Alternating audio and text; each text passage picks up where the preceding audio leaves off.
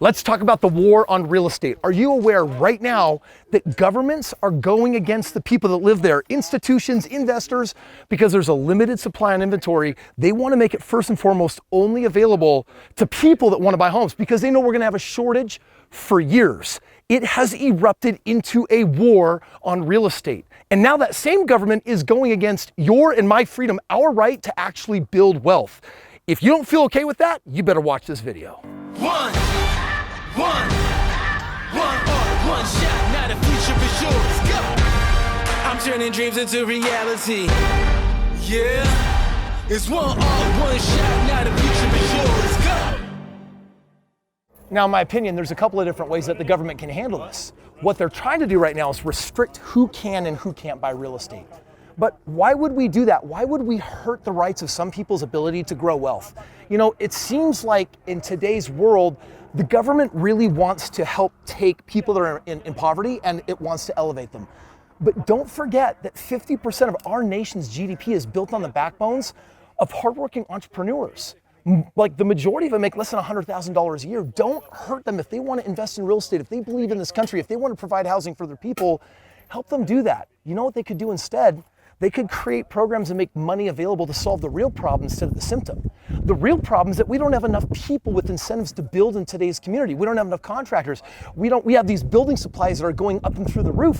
What about subsidizing those? What about making it more affordable? What about actually solving the problem by helping boost more home building? If the governments would do that, we could then literally win both sides of this argument. We could actually allow investors to do their thing and build financial freedom for themselves, and at the exact same time, guess what we could also do? We could also stimulate the economy the way that we need to. The thing that you gotta understand is that no one is responsible for your freedom and your family's freedom, just you. There are too many people that are relying on the government or they're relying on a boss, but right now at the end of the day, they're not responsible for your financial well-being. That's something that you're responsible for, and there is a great war on freedom that is happening right now. And if you were ever gonna rise up, now would definitely be that time. You do that first and foremost by making sure that you have a financial plan of action, that you know exactly how you're gonna build the financial life that you want while you're alive. Because these freedoms, we don't know if they're coming or going, but while we got them, you better be taking advantage of them and fighting for them.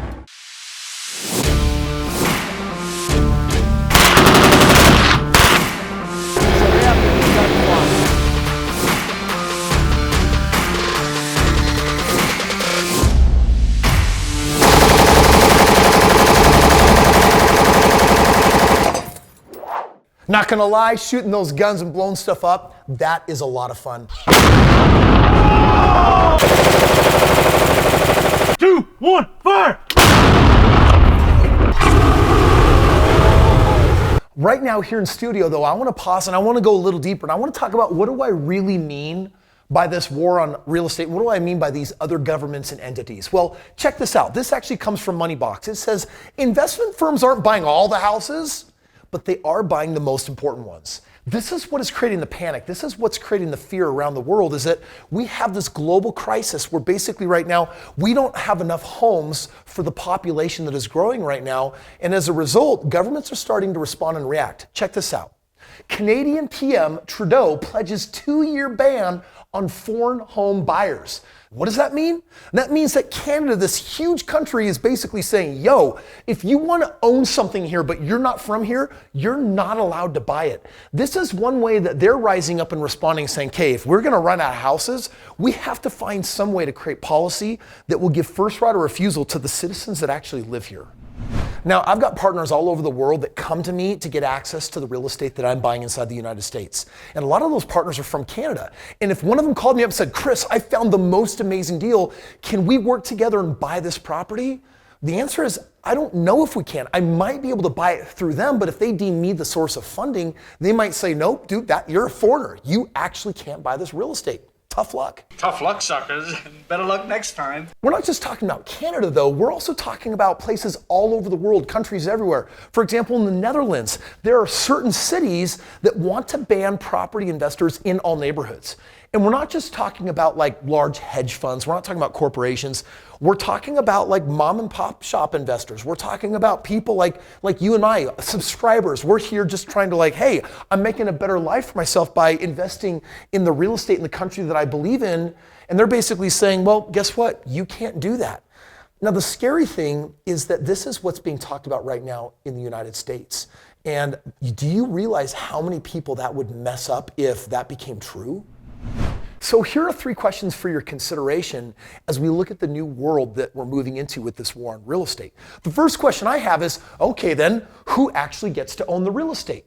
What governments are trying to do right now is they're trying to restrict investors from playing the game because they're saying, hey, we've got limited housing inventory, so we want the people that are going to actually buy and live in the home, we want them to have it. Because historically speaking in the United States for the last 5 decades, 70% of all homes have been owned as a primary residence from people that bought it for themselves. The other 30% are basically renters, and so you have investors that are owning 1/3 of the real estate in this country. And so what will happen if we start messing with who gets to own real estate? Here's the next question I want you to think about. Is it right for governments to restrict investors? Like, at least here in this country, that starts to feel a little bit, I don't want to say the word fascist or communistic, but it's a war on real estate right now because these unalienable rights are being treaded upon. I mean, don't forget who it is that these investors are. We're not just saying, they're not all Blackstone. They're not all large, massive hedge funds. In fact, it leads me to this 3rd question right here, which is, what about the little guy? Realize that the majority of investors, they are the little guy. This is like who I was. I literally started in poverty and then became financially free over a 4.5-year period through real estate. And let's go, let's get clear. I am way richer today than I was then. We're talking about me like having, a basic 6-figure residual income. I get that that is far above the poverty level, but even middle class America, someone that's making $80,000, $100,000, $150,000 a year doesn't have to have a job anymore because of what real estate does for them. They're still the little guy. Tall people are stupid.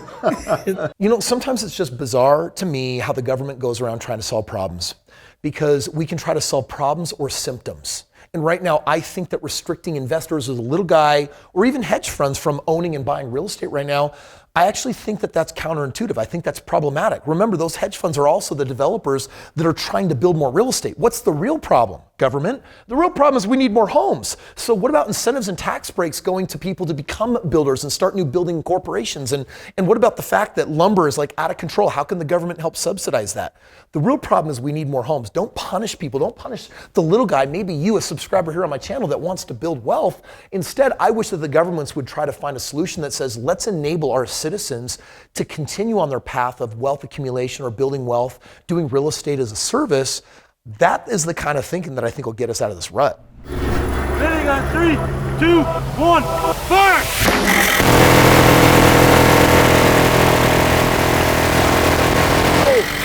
Oh my God!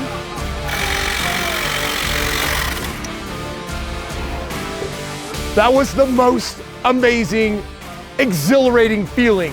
Oh. Woo! Listen,